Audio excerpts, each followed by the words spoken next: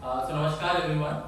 I'm here in this country from last 22 days and feel like I'm living here for quite some time because every face is familiar. Thanks to Madhurish ji, Pradeep ji, I'm already attended like 5-6 events. So thanks to all of you first of all for coming here on a big day. Dhanyawad. Just a hazard note, we both are TV panelists. Right? I must have done 3,000-4,000 debates, he must have done double of that and moderated many. And in a TV debate, which is half an hour, you get 5 people, you get 2-3 minutes, right, to your interjection. And when you get a mic and a captive audience, so you can imagine. But we'll try to stop our temptation. And we will also try to have temptation for a TV tone. We try to be, see, I'm doing a college of Oxford, right? So I will try to make it a little academic, right, Pradeep? Absolutely. Just about Pradeep, Pradeep is a very fine young gentleman. Apart from the bio that you heard, the formal bio, I must be how much? 12, 13 years older than him. So I met Pradeep when I was on stage as a moderator for a model parliament, and he was leader of opposition. He was leader of opposition. The person who was the prime minister of he's an Aam Aadmi Party. Yeah, so he was the leader of opposition, I was moderating, I was like the Lok Sabha speaker, so to say, right? And there I met him, 7 years back? 8 years. Right, 8 years back. And since then, the way Pradeep has grown in station is remarkable. And I never imagined, and I'm getting goosebumps by saying this. Remember those days when we used to go to Member of Parliament's house, take them to the football court? Yes. So we have a lot of memories that we spent in India in the last 7-8 years. We both grew together in whatever social political work we do. So congratulations to that. Thank you so much. And discuss this. We must have done hundreds of shows together to see you. So it's good to have you here today. Yeah. Thank you. So that's one. I think now going on the topic of the debate is the depth of Indian democracy, and I'm having sessions in Oxford and we're discussing a lot of that. So maybe I'll bring those questions and bring to you, Pradeep. And I'll try to reflect on some of them. 2-3 debates that we keep hearing on depth of democracy. There are 2-3 trends that are going on, right? One, that because of social media, democracy is not real democracy, right? Like one party or the other party can sway elections because of social media. That's one. And also, because maybe one particular leader is continuing in India, that shows the Indian democracy is weak. Right. So maybe just your comment on both of these, that effect of social media on democracy, kind of weakening in democracy.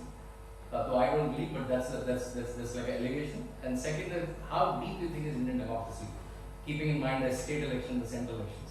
Yeah. Thank you so much, Shantanu-ji, for having me here. And let me tell you that neither I have ever would have imagined 8 years back when we were doing the mock parliament, when we got in Delhi, when we got the acting prime minister there to apologize in the parliament, that I and you would be sitting here in this historic Nehru Centre. Thank you so much, Sanjay ji, everybody, for having me. Now, as I speak, Shantanu ji, I speak out of experience of travelling to more than 400 Lok Sabha constituencies. And I speak out of primary data collection from more than 25 states. And very humbly, I was told by my team, and we've done so many TV debates, that this amount of primary data collection has not been done. So in this whole process, in the last 8 years of traveling to nook and corner of the country, more as a psephologist than as a journalist, I have learned a lot. And my conclusion is that I have not seen a wiser, more democratic mindset that of a voter than an Indian voter. It's so democratic. It is so inclusive, it is so representative, and it is so wise, and I can illustrate with certain facts. It's the same Indian voter, Shantanu-ji, that votes very, very differently in a state election, and it votes completely different in the national elections in a matter of just 3 months. But does it happen when the elections happen together? Like both elections? Even when together, for example, say in Odisha, the Odisha Assembly elections and the Lok Sabha elections happen at the same time. Yeah. The state government in Odisha won with more than 2/3 majority.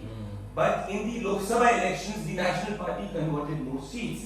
So imagine a situation when the elections were happening together, there were completely different results.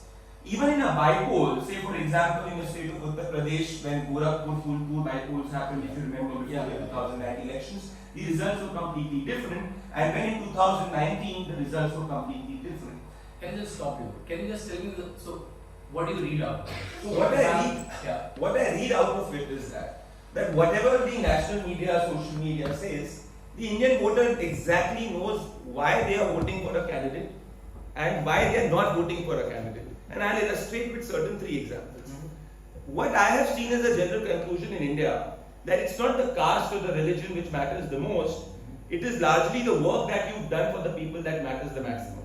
It is not the depth of your pocket or the wealth of your pocket which determines whether you will be the Prime Minister or the Chief Minister or the MP or the MLA. It is your intention to work, whether you've toiled on the ground, that is what matters.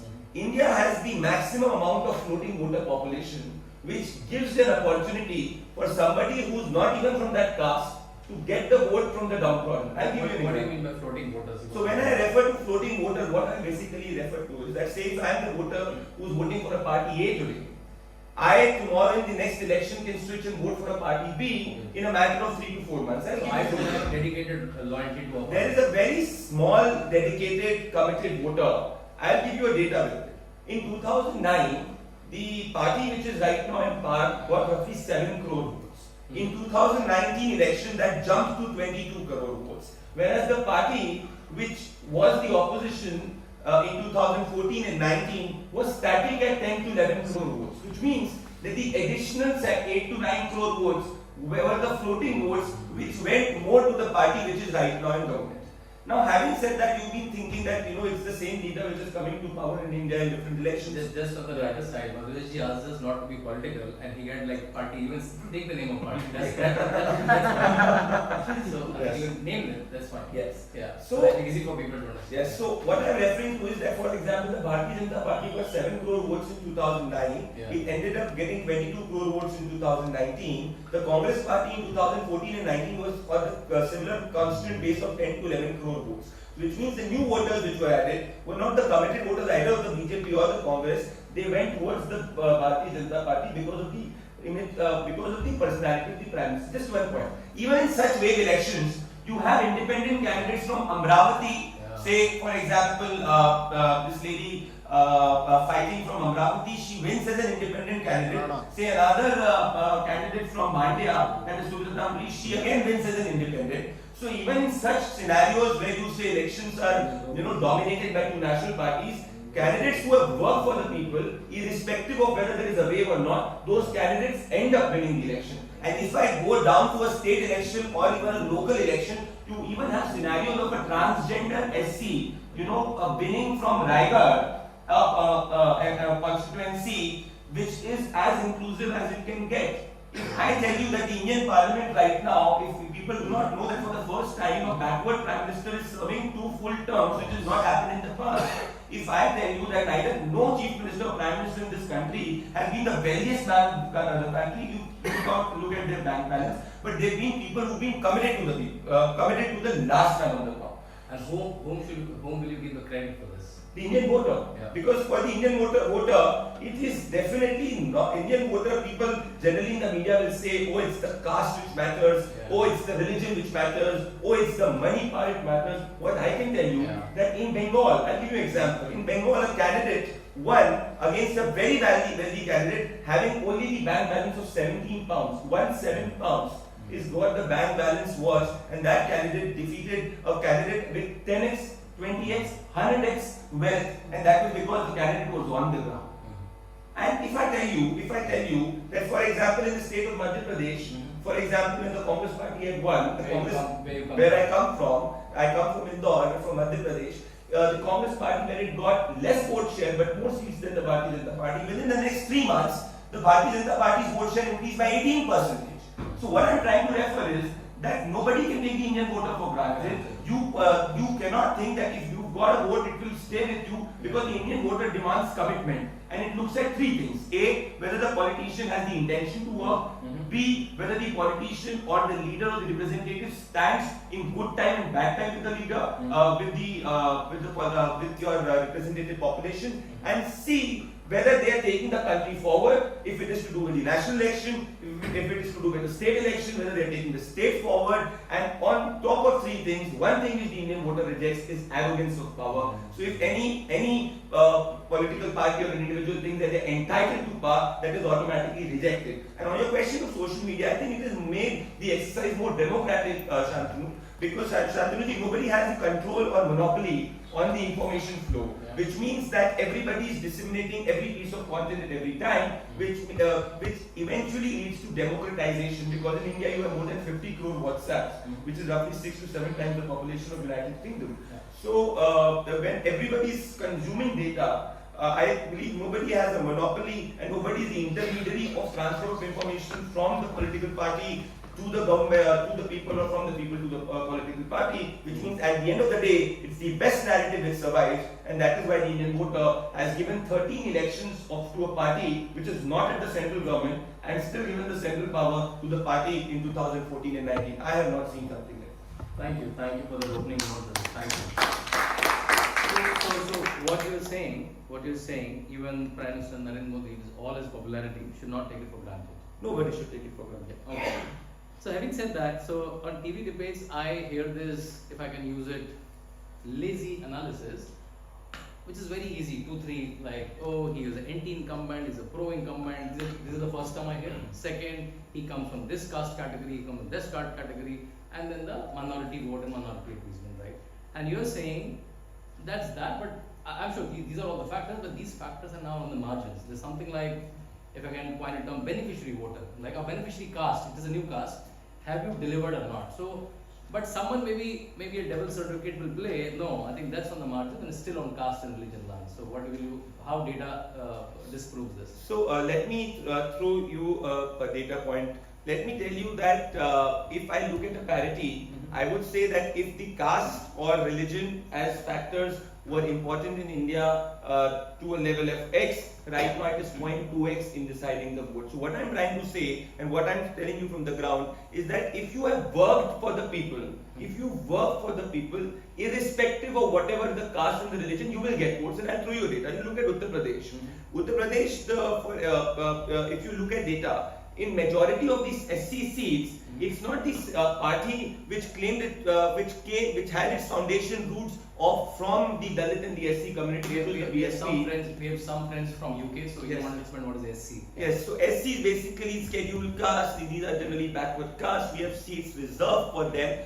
So the Bahujan Samaj Party in Uttar Pradesh, all of you must have heard, was at the peak of this social engineering. But right now, if I look at data across the country, I can tell you that 55%, more than 55% of these backward seats are won by the Bharatiya Janata Party, which had no traditional vote. It's not because of it having a traditional vote, it is because that they delivered schemes on the ground, the schemes to do with the basic necessities of the people. So what I'm referring is that yes, the beneficiary vote has gone up, it has gone up manyfold, and caste and all are factors of representation. Every individual at the end of the day requires representation, but it is not the veto factor in deciding. And let me tell you, it was earlier. It was, but let me tell you the most positive aspect of the Indian democracy, which I believe is extremely points towards the strength of the Indian democracy. The world has now started to speak about women representation.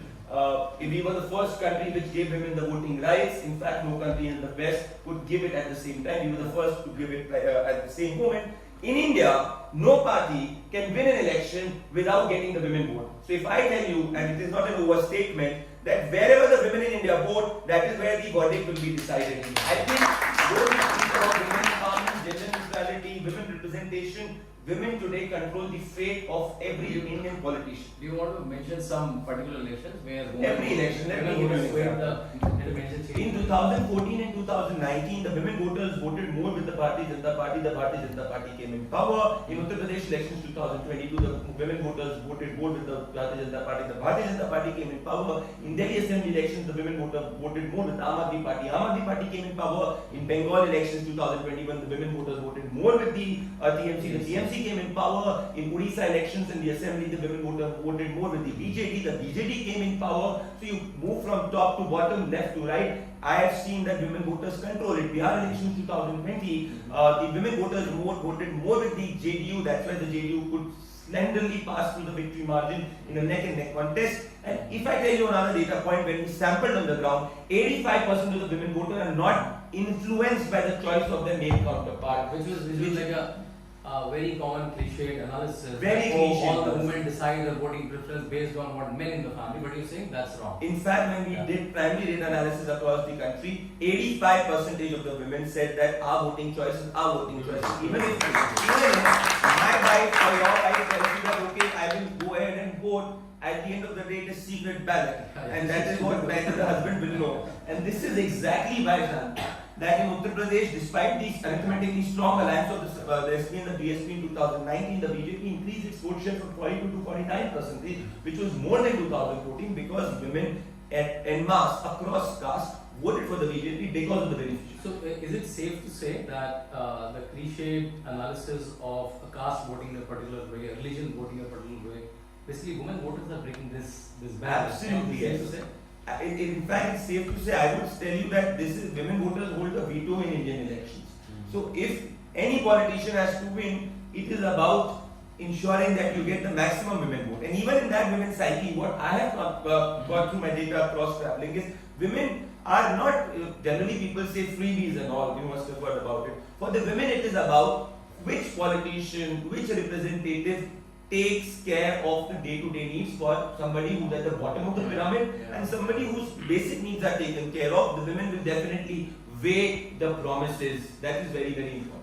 I think I've written in my second book when I did about Uttar Pradesh, and two things which when I was writing also, I was not getting the conviction. So I went to 3-4 villages. I've seen for two policies, I'll tell you, and everyone knows, we know those policies. Like you punch, we don't get to feel that punch until it goes to the field.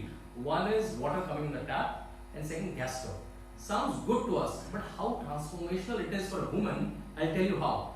Because to go every day in the woods to collect those woods, coming back, it seems cooking food 3 times a day is as good as smoking 100 cigarettes a day. Can you imagine that? And now, and this woman, she was like putting that gas tick. For us, it's like magic. When she opens a tap, she thinks this opening of tap is equivalent to 2 hours of work. So these two schemes of freedom almost 3-4 hours of daily time for a woman, which we will not realize even saying it. Once you go to the field, then you realize. So yeah, I think that's right. I'll tell you another very, very interesting data point. Generally, you must have heard about the Women Reservation Bill which was passed. Now, if you analyze the data in the 15th and the 16th Lok Sabha, in the 15th Lok Sabha, you would see that the female member of parliaments asked roughly half the questions compared to the male counterpart. But in the 16th Lok Sabha, it increased at such a disproportionate rate that the male member of parliament and the female member of parliament asked roughly the similar questions.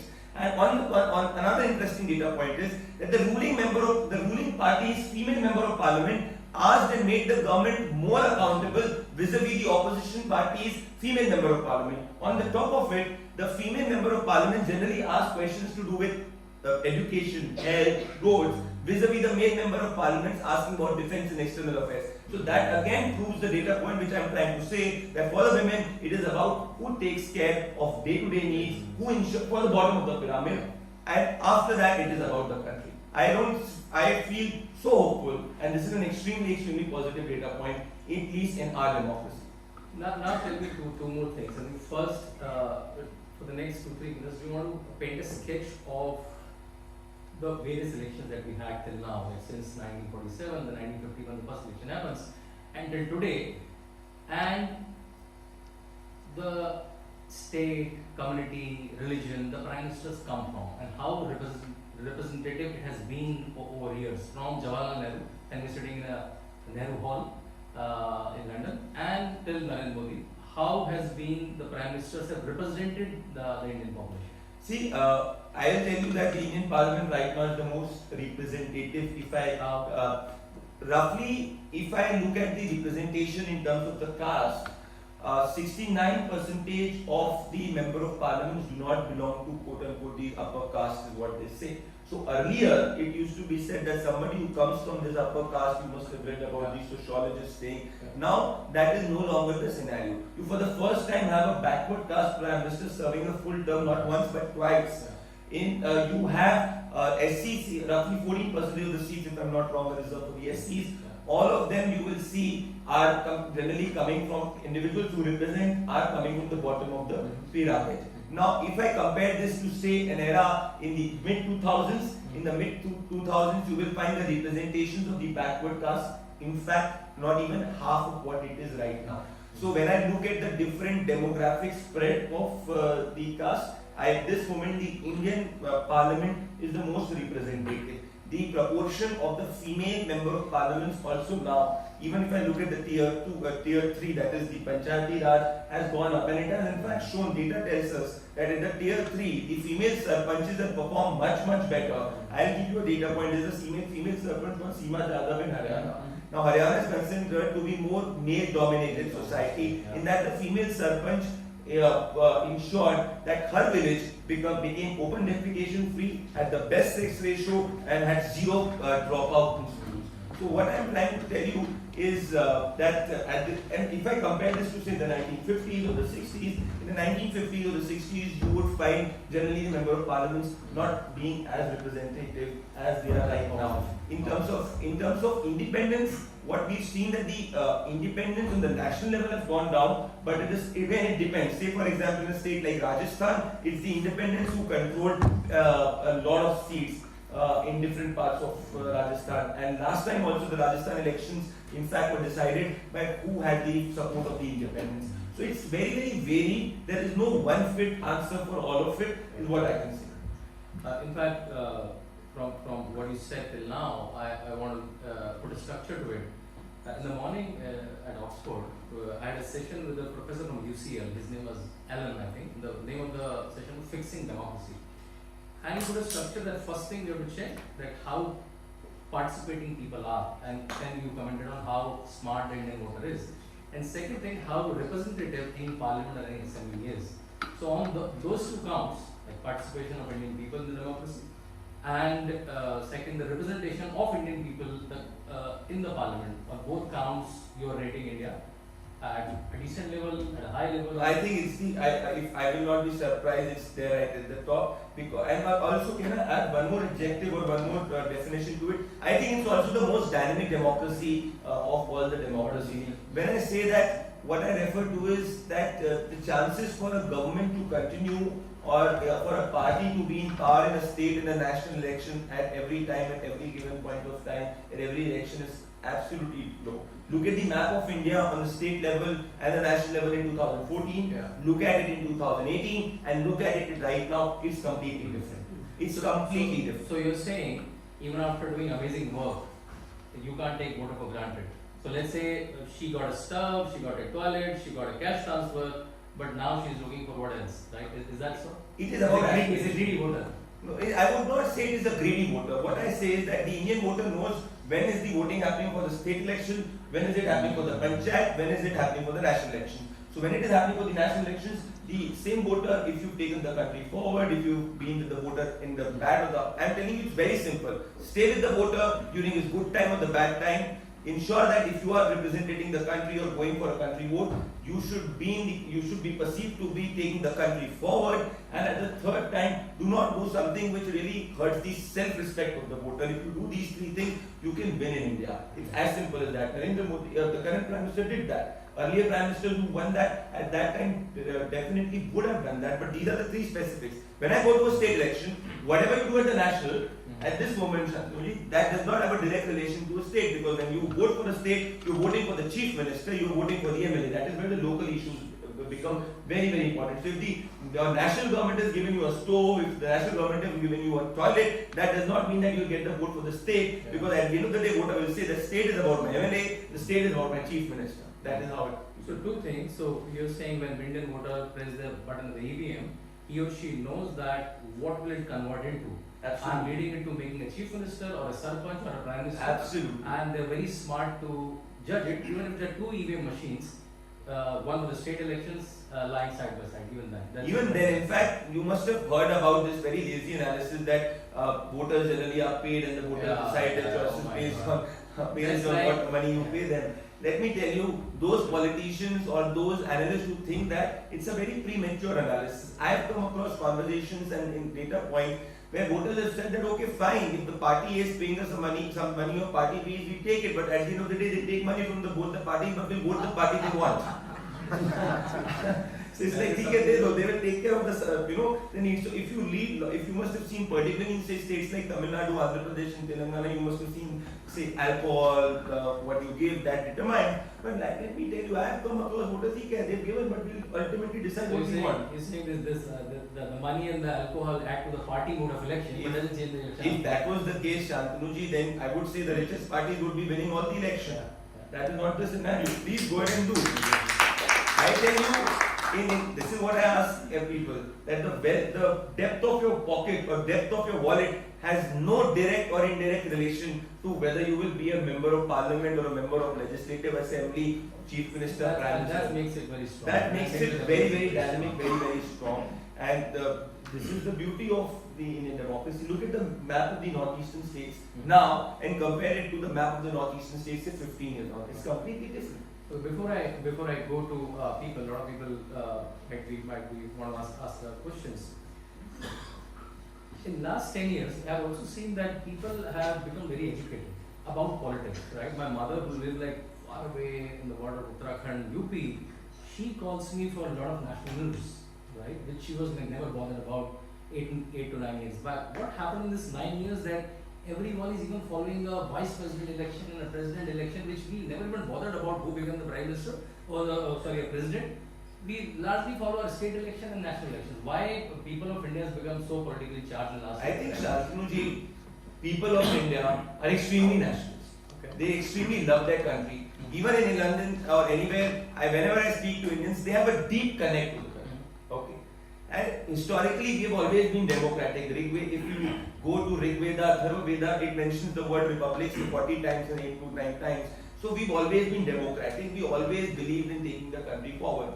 Earlier, as I said, and I go back to your first question on social media, we did not have such cheap data. In India, you have one of the cheapest data. In India, you have the mobile phone where everybody is internet. So which means that you have the information at your point. Nobody can fool you now. Nobody controls information. No party, no media organization, no social entity. Nobody has a complete control on the information. So even if in the morning I put a fake narrative, by the evening you will counter it. Absolutely, right? yes. Right. You look at social media, you look at newspapers, everywhere that is the scenario. I remember while writing my previous book on BJP, I mentioned something about emergency, and I realized it must be so easy to put emergency. There were 2 newspapers and 1 TV channel, which is Doordarshan, right?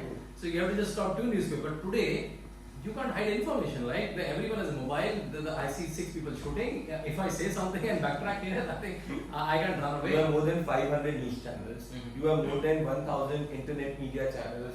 You have more than 500 publications. You have publications in different languages. You have the community which has the maximum Facebook user bases in India, maximum Twitter user base growing at the fastest rate is in India, maximum YouTube user bases in India, maximum WhatsApps are in India. We are the hub of information. A lot of people say, oh, media voice is curtailed in India based on 1 or 2 arrests here and there.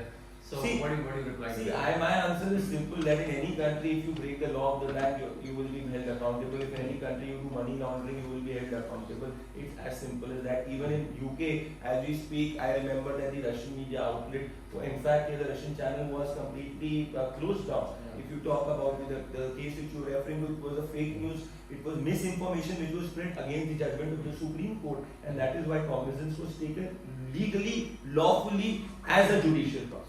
Okay, so with that, I think let's open the floor. I think let's hold your temptation to ask for who will win 2024 elections. For that, you have to watch it on YouTube or some of the TV channels. I think let's contain our questions and let them not be speeches, and also on structural elements, nuances of politics. He has travelled far and wide in India. I have travelled far and wide in UP. So I think if those questions will be far more valuable rather than predictions. Yeah, if someone can take mic, then I see a hand here. Yeah, thank you. Just introduce yourself, and if you can stand up, that'll be easy. You will come in the picture also.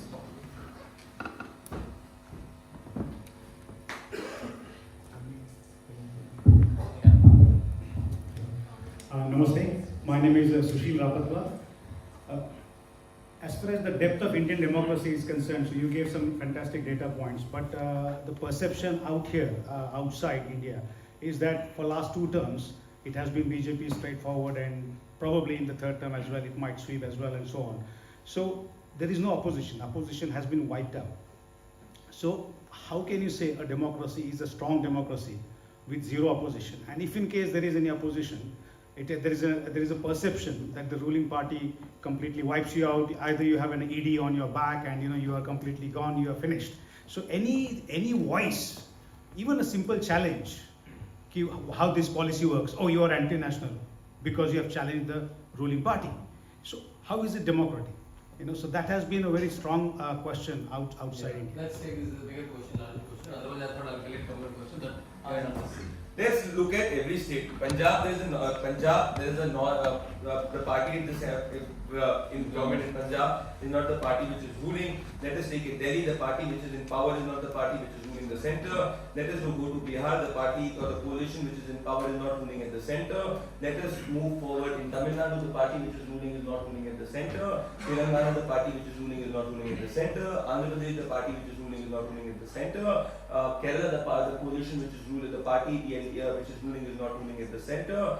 Let us Odisha, the party which is ruling is not ruling at the center. West Bengal, the party which is ruling is not ruling at the center. Himachal, the party which is ruling is not ruling at the center. Karnataka, the party which is ruling is not ruling at the center. So I right now have roughly 11 states, which is 45% of the states where the party which is ruling is not ruling at the center. I think that there is That's a data, that's big enough data. And if ED would have worked, it would have So worked. my point on that also is that this respected thing which you're talking about was challenged in the Supreme Court. It was not challenged once but twice, and the Supreme What Court was challenged? the PMLA section was Okay. challenged in the Supreme Court based on this argument that the ED is being vindictive, and it was both the times it was turned down. So everything which is happening through a judicial process. I think I'm So that a is little where- covered with the circular argument. If you don't act against the corrupt, they say, okay, you're not doing anything. If you act against the corrupt, they say you're vindictive. My simple point is, Shantanu ji, that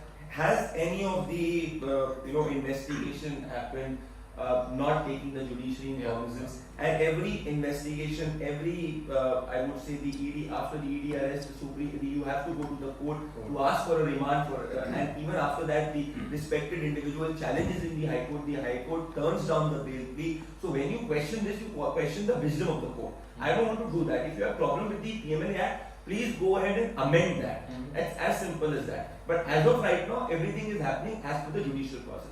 But as I said, please look at the map of India now at the state level and look at the map of India in 2014 and 2018. You can't blame the Prime Minister of the day for winning 2 terms at a higher vote share and getting the number of people. And the party did lose some big elections. Karnataka being Recently, the Karnataka elections was not won by them.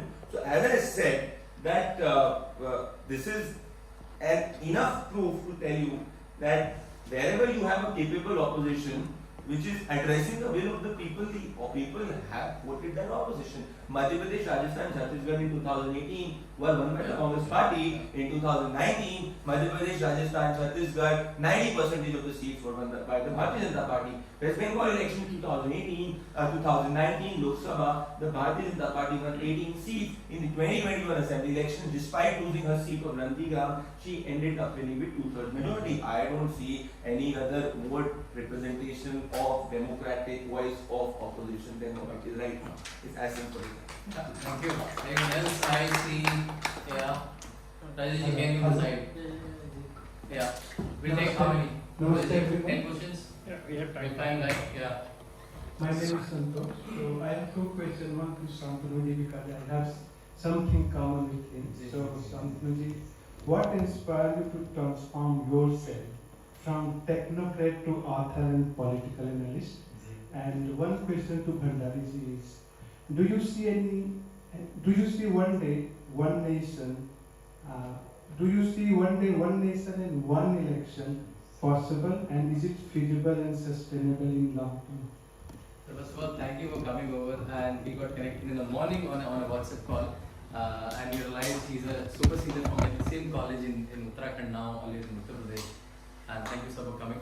I think what inspired me, I know I was working, my last full-time job was in Credit Suisse Bank in Switzerland. So by the grace of Ma Saraswati, I think I got the so-called luxuries of life early in life. Like sat in a Mercedes car, got into big hotels, lived in Europe for 3-4 years. And then realized that if I think I'm smart enough, then let's solve smarter problems, or bigger problems, rather than working with someone. And that's why I went back to Bharat and started working in social space. At some point I realized writing my thoughts is a good idea to communicate with many. So I started writing, and the writing took me to TV. You want to comment on One Nation? I will just add to that because I know him from the last 7 years. What I've seen in Shantanu is that he has a deep desire to really work for the people on the ground. And when you have a very deep desire and a right intention to serve the masses in whatever way you do, life definitely transforms you. So the first day I met him after that mock parliament session, that was the same intention that he's carrying now. Now on the One Nation, One Election part, see, I do believe there are two ways of looking at it, and honestly I have not have made up my mind on it. What I have seen on the ground is that the permanent bureaucracy is not accountable to the people. So if you see generally since the colonial times, it was the bureaucrat who was the ICS then, now the bureaucrats which are there. The people, there is no accountability. So you will see in front of a DM office, generally the person will go like this, ask for a work, request for a work. Whereas for a member of parliament or a member of legislative assembly, if they do not work, or as I said, they become arrogant, the people will say, "Acha, aapko next election mein sabak sikhata, I'll teach you in the next election." So definitely that also gives the incentive for the politician to work. So what I suggest is that the first step to try One Nation, One Election would be, say, 1 year, one election, or lesser election club, and see how it is. Because what I have come across, and there is no personal bias to it, that the elections provide a mechanism for dynamism to remain in the Indian polity. Apart from that, at the same time, it also ensures that the politician is always a check to work.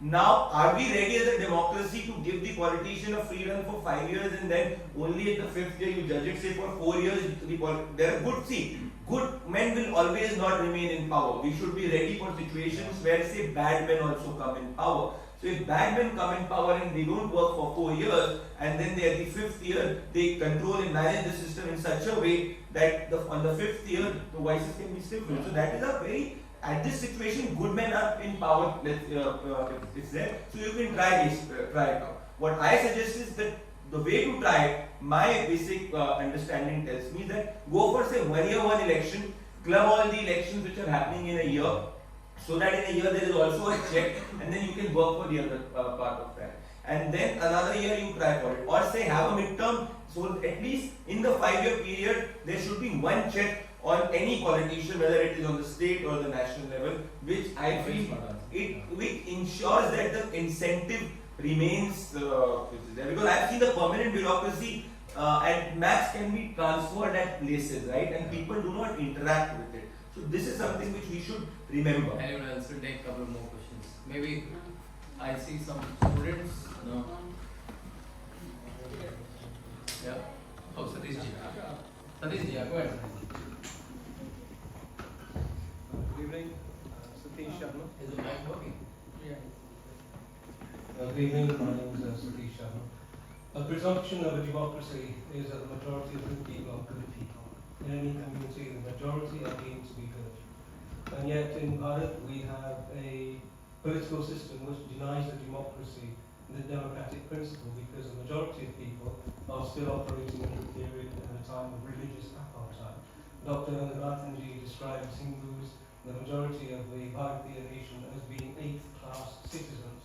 If that's the case, and the state discriminates on the basis of religion against the majority, how is that sort of driving democracy?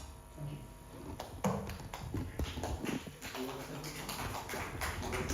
Yeah.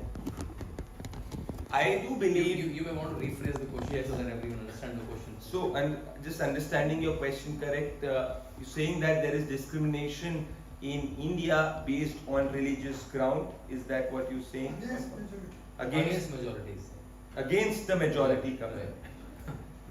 Well, let me put it this way, that every policy in India which I have come across does not look at either the caste or the religion. It at the end of the day looks whether you are a beneficiary or not, and it gives you the benefit, right? So the state policy does not look at the religious criteria for sure. This is what I have understood. Now the perception whether there has been a discrimination against majority comes from the background where the majority always demanded equal rights, and that equal rights were not granted to the majority on the pretext of practicing secularism, which was not practiced as equality for all, but which was practiced as minoritism. So if you look at the essence of secularism, the Indian ethos and the Bharatiya ethos has always been of Sarv Dharm Sambhav, which is where treating everybody equally. Secular per se has been the word which has come from the West, where there was an interference from the church in affairs of the state. Whereas we always practice Sarvdam Sambhav. That's where when Mahatma Gandhi and B.R. Ambedkar were asked to introduce that term in the start, they did not say that. They said we are in a sense that let the society and structure evolve. Unfortunately, since there has been a period in Indian polity in the past where, as I said, that secularism was not practiced as equality for all, or not practiced as treating equal peoples equally and unequal unequally, it was practiced as minoritism.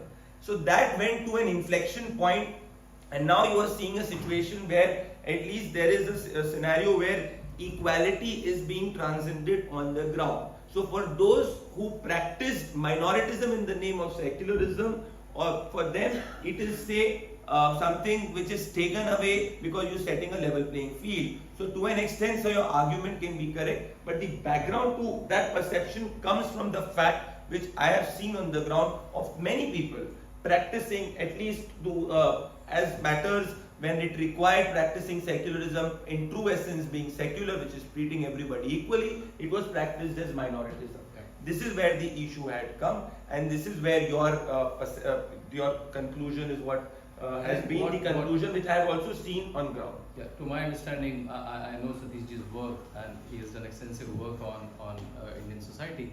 I think what vantage point he might be coming upon is a couple of laws which are still existing in India, which is maybe Waqf, maybe Places of Worship Act, maybe temple control, and these are the biggest blame from the Hindu community on Narendra Modi. I somehow on the part of the when I was reading, I completely agree that on this part, Yeah. let's But say the debate is on. At least finally the Janata of India knows about this see, topic. ultimately, what do we say? We the people of India, right? So everything has to be debated, and everything has to apply with the spirit of the Constitution. Now you spoke about the Act, Act, right? In 1954, that came into place, and in 1990, Places of Worship Act happened. Now there is definitely an argument that Waqf is not as per the Constitution of India, and it is anti-majority, and there is valid argument for that. Now, and you've seen how after the railways and say after the army, the maximum land which is with the Waqf. So yes, there are certain things which will definitely take the shape of the discussion and debate, and I believe Parliament and respected forums should be there, and I agree with him on that. Not just Waqf, there are many other areas, say for example on temple control. So whether states can, whether say temples going out of the state control, giving it to the temple bodies, how will like it has been for others, and for example the UCC which is enshrined in the Constitution. So all of these are constitutional things which we are talking about. But unfortunately, the issue has been that when you speak about constitutional things, because secularism is being practiced as minoritism, so it is termed as communal. The issue is that. So what I come to the basic conclusion, you are in an era where there is at least these topics which are being spoken about, which has always been in the Constitution. So but I'm very happy that these topics, which even to a smart political student, were not even aware about these topics. As I said, Shantu, because their information was controlled by few. Yeah. The media or the mainstream media was the only intermediary of information. That is no longer the situation. As I said, nobody today can claim to control the narrative completely. And this is where you see all these conversations now taking the shape of mainstream, and this is why I say that we are most democratic in true sense, and this is the most democratic time for us as a society and for at least for the globe. Namaste. My saying from that. Okay, your name? Mayank Singh. Maya. What would you advise Washington Post, Guardian, BBC? Because you have given a lot of data and this is what I also have experienced, but the view in these media organizations is completely opposite. It's a Hindu nationalist party who's authoritarian. So is there something that the democratic system, and I don't know what that would be, in India should do to garner support or to take the right picture to the world? I think to my understanding, and maybe Pradeep can add, any newspaper that you mentioned, right? I think we both must have spoken against them, written against them. I think it's not that they are writing what they're writing because of lack of information. They have all the information available in the world. It is the narrative that they want to peddle, right? So, in fact, during Corona, I did a big research on a lot of Corona reporting that happened in 3 major newspapers of UK and 3 major newspapers of US. And I called them, I coined a term, right? That they were, when someone spread a Corona, what was the term? Like, when you spread Corona, you are a super spreader, right? Spreader. He's a super spreader. I called them like a panic spreader. So they will write the number of cases in India with an absolute number, which will look big anyways, right? India has a huge population. The Indian cases cross 500,000, and it's more than XXX. They never see per capita, right? Which if you see as a heading and a foreign traveler is traveling, you will say, oh my God, it's huge. One case in Delhi. They will just take one case in Delhi and make it look like as if the phenomena is happening in India. So that's a very common, very common phenomena.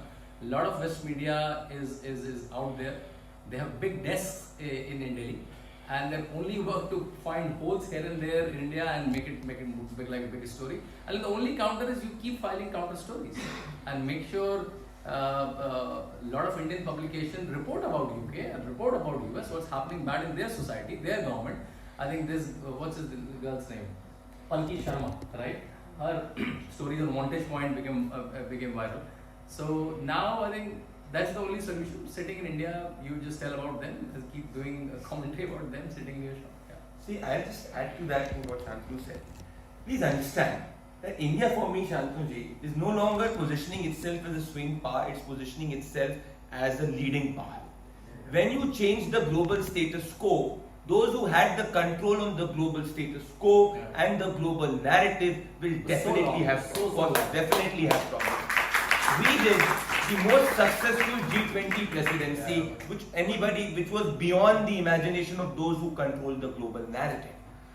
All of us are in the war of narratives, and now it is a hard fact which people are now slowly and gradually acknowledging that we as Indians and Bhartis are positioning ourselves as leading power in every sphere. We know our strength, we know where we have to work on. Now, when those who monopolize the narrative, they thought that they could control the narrative, are now being challenged.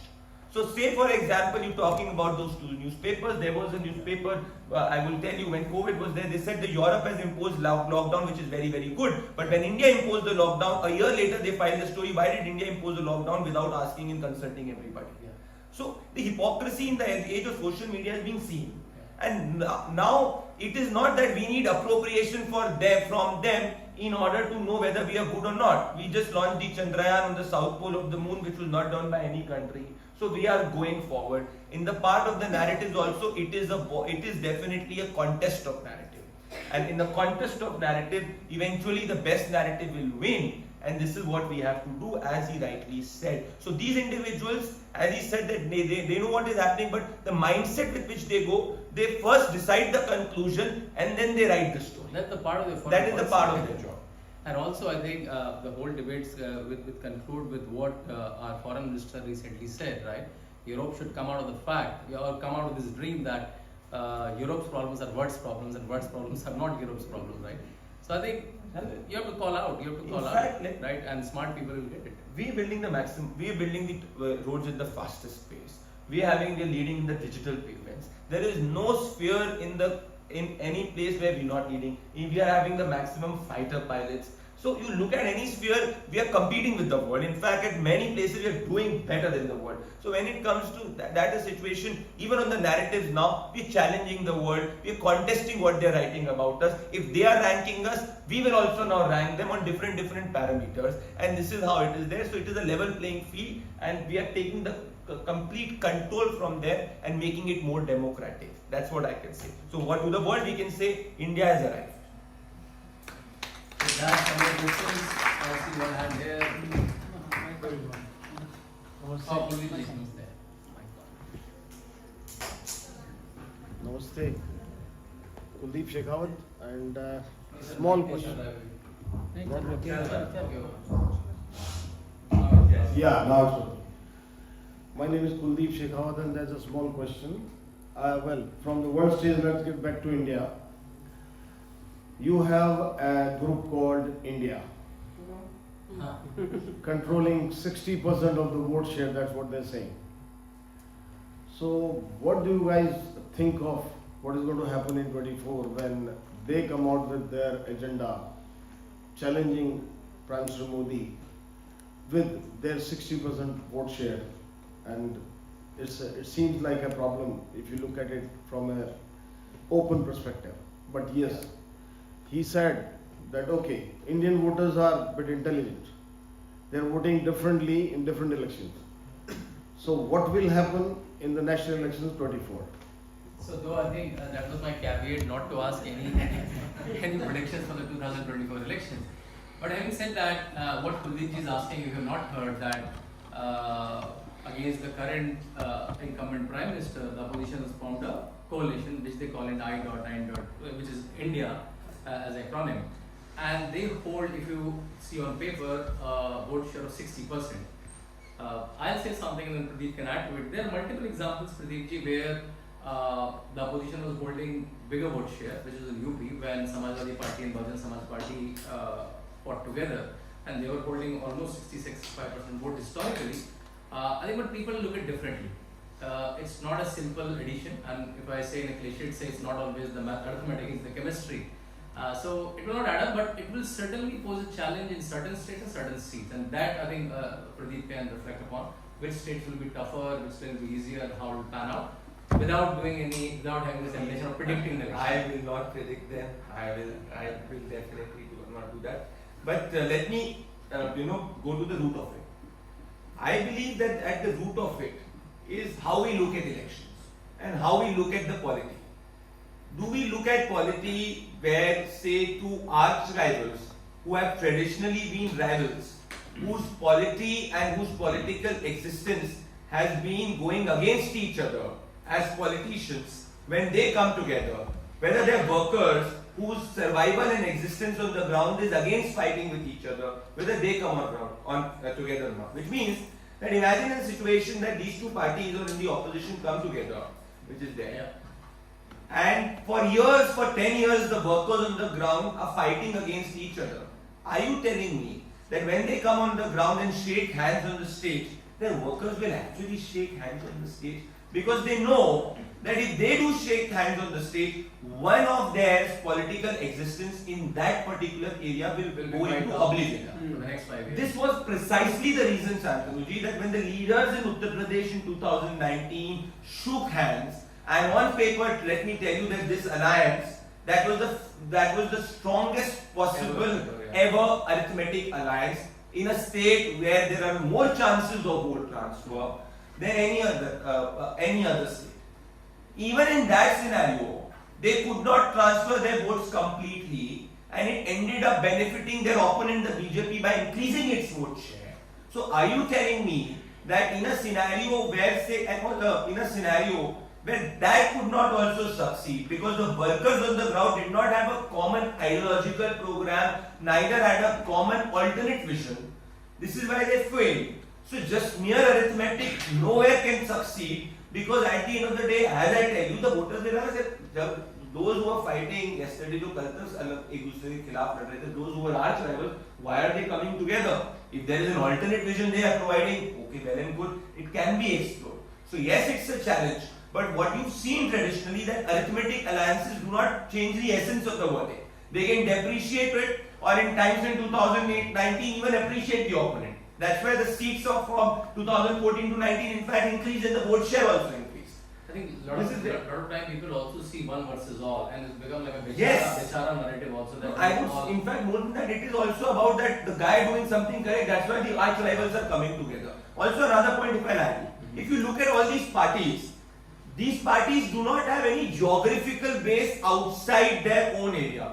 So, say the party in Bengal, even if it ties up with the party in Delhi, even in campaigns in Delhi, it does not add up.